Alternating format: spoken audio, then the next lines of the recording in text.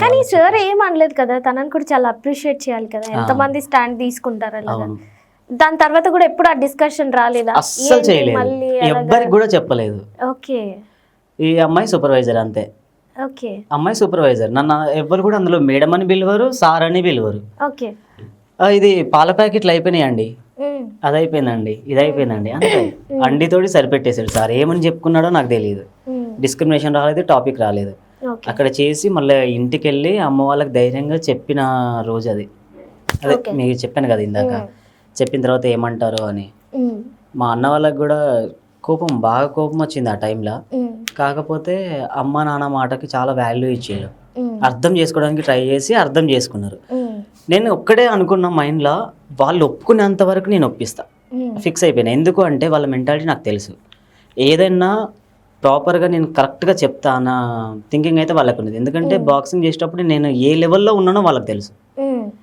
ఏ లెవెల్లో ఉన్నా, ఏ లెవెల్లో వాళ్ళకి నేనంటే ఏంటో నిరూపించుకున్నా. మా అమ్మాయి అయితే తప్పు చెయ్యదు, తను మారుతా, అమ్మాయి లెక్క ఉంటుంది, అబ్బాయి లెక్క ఉంటుంది అని వాళ్ళు ఫిక్స్ అయిపోయారు. మా చెల్లి తమ్ముడు అయితే ఇప్పటికీ అంతే. మా తమ్ముడు మాట్లాడతాడు సార్ అని, ఎవరికైనా ఫోన్ ఇవ్వాలంటే మా తమ్ముడు మాట్లాడతాడు సార్ అని ఇస్తారు. అరే మీ చిన్న తమ్ముడు ఏంటంటే, నాకు ఇద్దరు తమ్ముళ్ళు, ఏ తమ్ముడు అనాలి, చిన్నోడా మిడిలోడా అని మా పెద్ద అన్నయ్య. నన్ను బ్రదర్గా ట్రీట్ చేస్తున్నారు, అంతకంటే నాకు హ్యాపీనెస్ ఏం లేదు ఇంకా. ఫైన్, ఇప్పుడైతే లైఫ్ హ్యాపీగా ఉంది. ఫినాన్షియల్గా కొంచెం టైట్ ఉంది, కానీ అది చెయ్యాలి అంటే అక్కడ మిల్క్ దగ్గర ఎందుకు మానేశారు జాబ్? అమ్మ వాళ్ళని యాక్సెప్ట్ చేయడానికి నాకు చాలా రోజులు పట్టింది, చెప్పగానే ఒప్పుకోలేరు కదా. మళ్ళీ రిటర్న్ వెళ్ళలేదా అక్కడ మీకు అంత పెద్ద పొజిషన్ ఇచ్చినప్పుడు? వెళ్ళలేదు. అప్పుడు ఇంకా బాక్సింగ్ మళ్ళీ కెరీర్ స్టార్ట్ చేసిన. మా వాళ్ళకి మాత్రమే తెలుసు కదా నేను ఇలా అని. బాక్సింగ్ మళ్ళీ స్టార్ట్ చేసిన. సెకండ్ డిగ్రీ వరకు స్టడీ, స్పోర్ట్స్ రెండు చేసేసుకుంటూ, తర్వాత విప్రోలో నాకు మా ట్రాన్స్మెనే కిరణ్ రాజ్, అతను ఒకసారి గ్రూప్లో, అంతకుముందు నేను గ్రూప్లో యాడ్ అయ్యా, కొంచెం అలా అలా కాంటాక్ట్స్ వల్ల గ్రూప్లో యాడ్ అయ్యా.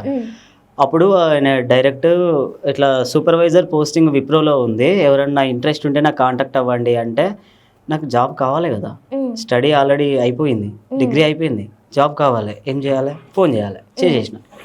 ఉన్నదంటే ఇంటర్వ్యూకి రమ్మన్నారు, వెళ్ళిన. ఇంటర్వ్యూకి ఎలా వెళ్ళానంటే చప్రి ఇలా ఇట్లా ఫోల్డ్ చేసుకొని, ఇలా ఇలా ఇది ఆఫ్ అలా పెట్టుకొని వెళ్ళిన తర్వాత సార్ వాళ్ళు చూసిళ్ళు, సెలెక్ట్ కానేమో అనుకున్నా. అక్కడ చూస్తే లోపల పోయిన తర్వాత అందరు ప్రొఫెషనల్, ఎంఎన్సీ కదా, చాలా డిగ్నిటీగా ఉన్నారు. అయిపోయింది ఇక నా పని కథం. అనవసరంగా వరంగల్ నుంచి ఇక్కడ దాకా వచ్చిన. చాలాసేపు కూర్చోబెట్టిళ్ళు అట్లనే, ఎంతసేపు అంటే అంతసేపు కూర్చున్నా. అంటే వాళ్ళు నన్ను ఇంటర్వ్యూ చేసింది ఏంటిదంటే పేషెన్స్. మార్నింగ్ పోతే ఈవినింగ్ వరకు అక్కడే కూర్చోబెట్టారు, గేట్ బయట. గేట్ పాస్ రాలే. పేషెన్స్. నాకు నిజంగా జాబ్ నీడ్ ఉంది అనుకుంటే ఖచ్చితంగా హ్యాస్ టు బీ దేర్. ఉన్నా లోపలి పిలిచిళ్ళు, మొత్తం అంతా ప్రొఫెషనల్గా ఉన్నారు. ఇంతసేపు అనవసరంగా వెయిట్ చేసిన, అప్పుడే వెళ్ళిపోవాల్సింది, ఇంత పెద్దగా ఉన్నది అది చాలా భయపడ్డా. కానీ ఫైనల్గా వెళ్ళగానే, ఏం లేదు, మేము ఒక యూనిఫామ్ ఇస్తాం, నువ్వు హౌస్ కీపింగ్ సూపర్వైజర్గా చెయ్యాలి, నువ్వు ఏం పని చేయొద్దు, వాళ్ళతో చేపియాలి, మానిటర్ చేసుకోవడం అయితే వచ్చుగా అని అన్నారు. చేస్తా సార్, చేస్తా అని అన్నా. అంటే భయపడకు, నువ్వు ఇప్పుడు లీడ్ పొజిషన్ ఇస్తున్నాం, నువ్వంటే ఏంటో నిరూపించుకో, ఎక్కడ ఏ కంప్లైంట్ రావద్దు, నీ ఇల్లునైతే నువ్వు ఎట్లా శుభ్రం చేసుకుంటావో అలాగే ఆఫీస్ని వాళ్ళందరితో శుభ్రం చేపి, నువ్వేం చేయకు, జస్ట్ లీడ్ చేసుకో, మానిటర్ చేసుకో, అంతే అన్నారు. అంటే సరే సార్ అన్న. ఒక యూనిఫామ్ ఇస్తా, వాడు రూమ్ ఎత్తుకో, టైం ఇస్తాం, అడ్వాన్స్ కావాలంటే చెప్పు, శ్రీకాంత్ నువ్వు తనకి ఎంత అడ్వాన్స్ కావాలో తన అంత చూసేసుకో, రూమ్ కావాలంటే మీరు కూడా వెళ్ళి ఎత్తుకండి అని చాలా సపోర్ట్ ఇచ్చారు. నానక్రమ్ కూడా రూమ్ ఎత్తుకున్న తర్వాత అక్కడ నుంచి ఇంకా డైలీ వాకబుల్ డిస్టెన్స్ ఇంకా నాకు ఆఫీస్కి, వెళ్ళేది వచ్చేది హ్యాపీ అంతా బాగానే ఉంది. ఒక లవ్ పార్ట్ తప్పితే మేబీ సమ్ టైమ్స్ అది కూడా నేను నెగిటివ్ ఏం తీసుకోవట్లేదు. లైఫ్లో ప్రతి ఒక్కటి ఛాలెంజెస్ వస్తూనే ఉంటాయి, ఫేస్ చేయాలి. అది లవ్ అయినా, ప్రొఫెషనల్ అయినా, ఏదైనా. పర్సనల్ ప్రొఫెషనల్ కంబైన్ చేయకూడదు అంటారు, కానీ ప్రొఫెషనల్ లైఫ్లో ఉన్న ప్రెజర్ పర్సనల్ లైఫ్లో తీయద్దు, దీంట్లో ఉన్నది దాంట్లో తీయద్దు, ఎక్కడిదక్కడ బ్యాలెన్స్ పెట్టుకోవాలి. కానీ మనం చేసే మిస్టేక్ ఏంటంటే కంబైన్ చేసుకుంటాం అంతే. ఓకే, సో ఫైనలీ చాలా విషయాలు తెలుసుకున్నా అనుకుంటున్నా నేను. మంచి కమ్యూనికేషన్, బట్ బెటర్ సేఫ్ పొజిషన్లోనే ఉన్నారులేండి. మరీ ఉమెన్ అంత ఇది లేకుండా మీరు సేఫ్ పొజిషన్లోనే ఉన్నారు. బట్ మీ గురించి, మీ ట్రాన్స్ మెన్స్ గురించి కూడా మీరు చాలా స్టాండ్ తీసుకొని పాపం వాళ్ళకు కూడా మీరు వచ్చేటట్టు, అంటే చాలా మంది రాలేక సోర్స్ లేక ఉంటారు, అది క్రియేట్ చేసుకుంటే ఎన్విరాన్మెంట్ చాలా బాగుంటుంది. ఎవరు కాంటాక్ట్ అయినా డైరెక్ట్ క్యూటీ సెంటర్ అని ఒకటి హెల్ప్ డెస్క్ ఉంది, అక్కడ కాంటాక్ట్ అవుతారు. కాంటాక్ట్ అయితే కూడా చాలా మందికి తెలియదు, ఈవెన్ నాకు కూడా తెలియదు ఒకటి ఉంటుంది. అందుకే అంటున్నా ఏంటంటే మేము ఎన్ని చేసినా కూడా విజిబుల్ అవ్వట్లా. అరే పలానా టీం ఉంది అని విజిబుల్ కావాలి. విజిబుల్ కావడానికి మేము కూడా చాలా ట్రై చేస్తున్నాం, వాళ్ళు కూడా చాలా మందిని కోఆర్డినేట్ అవుతున్నారు. బట్ ట్రాన్స్జెండర్ అంటే అందరి మైండ్లో ట్రాన్స్ మెన్ అని అదొక్కటే పడిపోయింది. సో ట్రాన్స్ మెన్ అంటే ఏంటంటే ఎవరో ఒకరు గట్టిగా స్టాండ్ తీసుకోవాలి.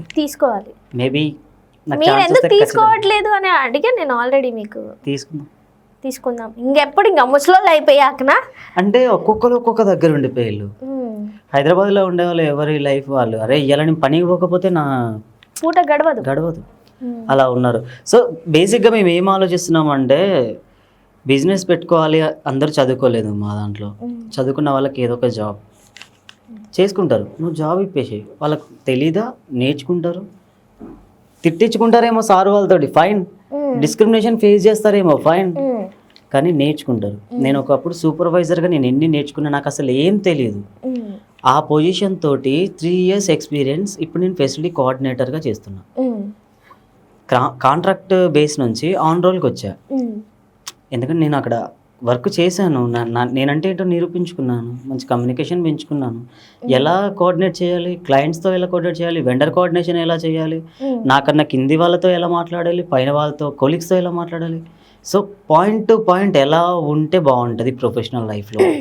పర్సనల్ లైఫ్ నువ్వు 4 గోడల మధ్యలో నువ్వు ఎలా ఉన్నావు ఏం కాదు, నేను తప్పుగా అనట్లేదు.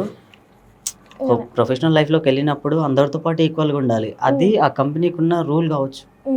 వీ హ్యావ్ టు లెర్న్, అంతేనే కదా.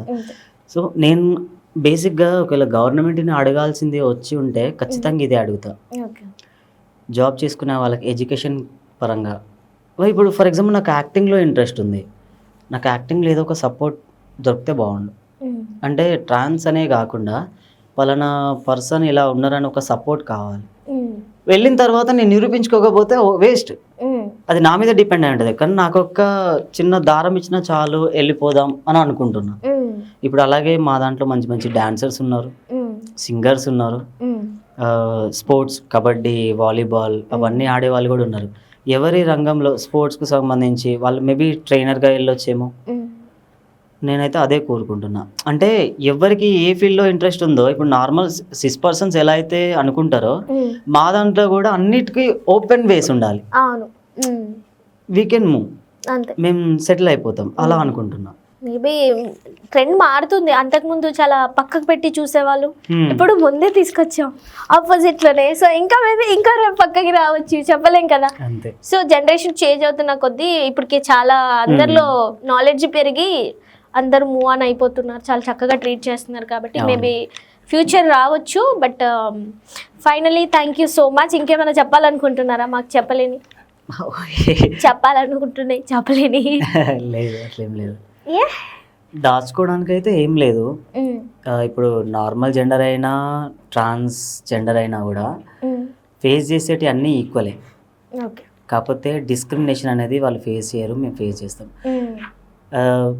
మన పక్కనే వండుకుంటూ మనల్ని వెన్నుపోటు పొడిచే వాళ్ళంటే సిస్ జెండర్స్కి ఎంత ఉంటుందో, నాతో తిరుగుతూ కూడా అరే దీంతో క్యాజువల్గా తిరుగుడు అంటే ఏం కాదు, కానీ పెళ్ళిళ్ళకి అట్లా తిరుగుతా ఆ అమ్మాయిని గుర్తుపడతారా నాయన మనతోటి ఎందుకు, ఇలా ఆ డిస్క్రిమినేషన్ అనేది మేము చాలా ఫేస్ చేస్తున్నాం. ఇంకా అవేర్నెస్ రావాలి, ఇంకా అవేర్నెస్ రావాలి. ఎలా అంటే ట్రాన్స్జెండర్ అయితే ఏంది మనిషి కదా, అంతే సింపుల్.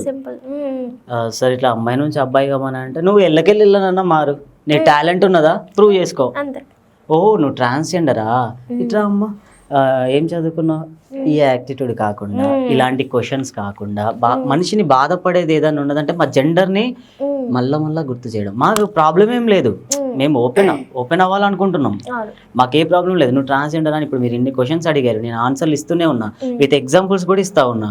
ఇలా అడిగితే ఏం కాదు, నేను లేనప్పుడు వేరే వాళ్ళతో డిస్కస్ చేసుకుంటే వాళ్ళు ఇట్లా పోయి అది నాకు తెలిసింది అనుకోండి, నేను ఎంత బాధపడి ఉంటా. అరే నేను పోయి అడుగుతారా అంటే వీడేమంటే వద్దు ప్లీజ్ అదేదో అట్లా వచ్చింది వద్దు, ఇక్కడ అంటే నేను సఫర్ కావాలి. నా గురించి మీరు అందరూ డిస్కస్ చేసుకోవచ్చు, మీరు హ్యాపీగా ఉండొచ్చు. నా గురించి డిస్కస్ చేస్తే మీకేమన్నా అయినా నరం లేని నాలుగు ఎన్నైనా మాట్లాడుతుంది కదా, అవన్నీ పట్టించుకుంటూ పోతే మనం ముందుకెళ్తామా? అందుకనే కదా ఒక్కరి దగ్గర ఆగిపోవాలి. ఏదన్నా ఉంటే నేను ఫేస్ టు ఫేస్ మాట్లాడతాను, నేను క్లియర్గా ఉంటా. నేను నా లైఫ్లో నేర్చుకున్నది అంటూ ఉంటే ఫేస్ టు ఫేస్. నువ్వు నాతో ఉంటావా ఉండవా అది నీ ఇష్టం, నాకు అనిపించింది నేను చెప్పిన.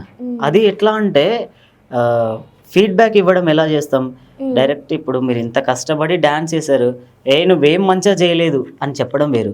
మీరు చాలా బాగా చేశారు, కొద్దిగా అట్లా ఎక్స్ప్రెషన్స్ అలా మిస్ అయింది, ఇలా ఎలాగైతే ఫీడ్బ్యాక్ ఇస్తామో లైఫ్లో కూడా ఫీడ్బ్యాక్ అలాగే ఇవ్వాలి. కన్స్ట్రక్టివ్ ఫీడ్బ్యాక్ ఏదో అంటారు, ముందు పాజిటివ్ తోటి నెగిటివ్ చెప్పొచ్చు, అప్పుడు వాళ్ళు పాజిటివ్ ఉంది కాబట్టి నెగిటివ్ అంతా పాయింట్అవుట్ చేయరు. అచ్చా ఇది ఒక్కటి సెట్ చేసుకుంటే సరిపోద్ది అనుకుంటారు. అంతే.